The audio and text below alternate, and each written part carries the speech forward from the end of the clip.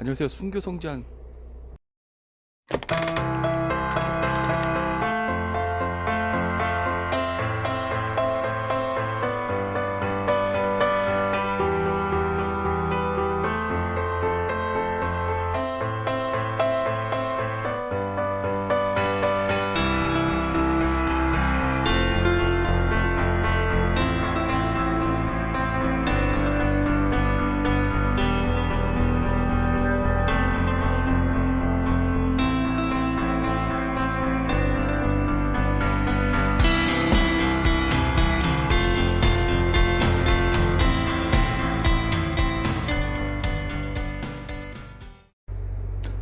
안녕하세요. 성지 순례하는 남자 이베드로입니다.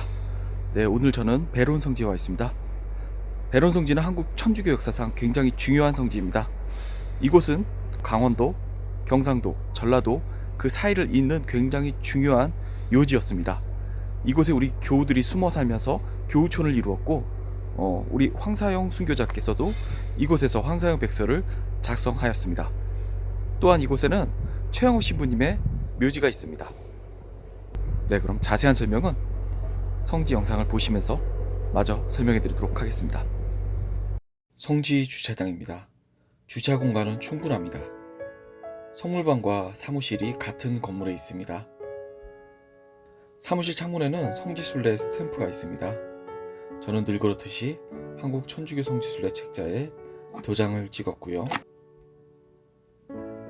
사무실 앞에서 바라본 성지의 모습입니다.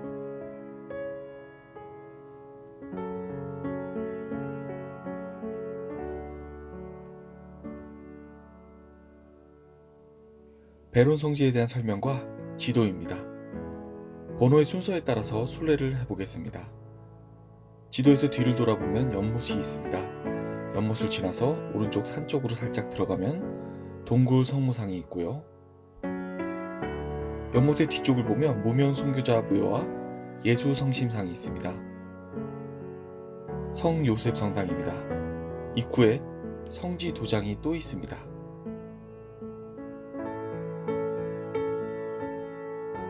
제가 자주 하는 실수죠. 또 거꾸로 찍었습니다. 성당 내부입니다. 제대 아래에는 성 김대건 안드레아 신부의 유해가 있고요. 성당에서 나오면은 정면에 진복문이 있습니다. 진복문으로 들어가면은 경당이 나오는데 이날은 잠겨 있었습니다. 황사영 순교자는 최초의 외국인 주문모 신부 입국 후 그를 도와 한국 천주교의 기초를 다진 분입니다.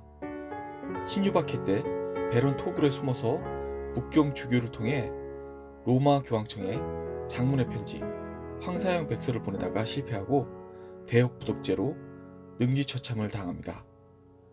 황사영 백서는 흰 명주천에 깨알같이 작은 해서체로 쓴 13,384자의 편지입니다. 조선 천주교 신자들의 순교사항과 박해에 대해서 기록되어 있는데 백서의 끝부분에 문제가 되는 두 가지 부분이 있었습니다. 첫 번째로 중국 황제에게 조선에 무한사, 즉 총독부를 설치하여서 식민지로 만들고 조선 왕비를 중국 황제의 딸로 하여 부마국으로 삼을 것을 요청했고, 두 번째로 로마 교황에게 서양 함대를 동원하여 조선 정부를 위협할 것을 요청합니다. 이로 인해 조선 정부는 천주교인을 반민족적인 집단으로 보고 탄압이 더 강화됩니다. 나라에 대한 반역으로 인해 복자에는 오르지 못하고 현재 증거자에 머물러 있습니다. 황사영 백서의 원본은 바티칸 교황청 민속박물관에 보관되어 있습니다. 베론은 또한 최초의 신학교인 성 요셉 신학교가 설립된 곳입니다. 3칸짜리 초가집에서 신학생을 양성했습니다. 최영호 신부님 묘로 가는 길입니다. 왼쪽으로 가면 십자가의 길이 나오는데요. 십자가의 길을 따라가면 성직자 묘소, 그리고 최양엽 신부 묘소가 차례로 나옵니다. 성직자 묘소입니다. 십자가 길을 따라서 산 위를 향해 올라갑니다. 숨이 가파로울 때쯤 최양엽 신부님의 묘가 나옵니다. 최양엽 신부님에 대한 설명은 다락고 성지 영상을 참고하시기 바랍니다. 영상 아래 본문 내용에 링크를 걸어 놓도록 하겠습니다.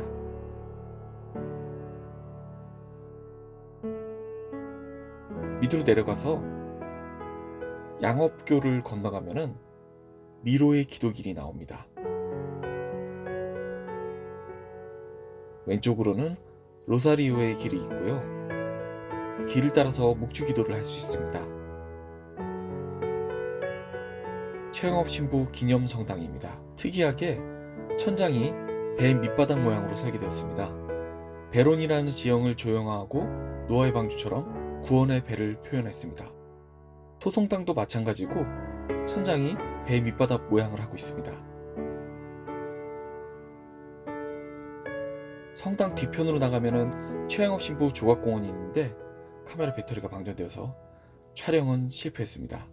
지금까지 베론 성지에 대해서 알아봤습니다. 구독을 안 하셨으면 구독 부탁드리고 영상이 좋으셨다면 주변에 추천 부탁드립니다. 봐주셔서 감사합니다.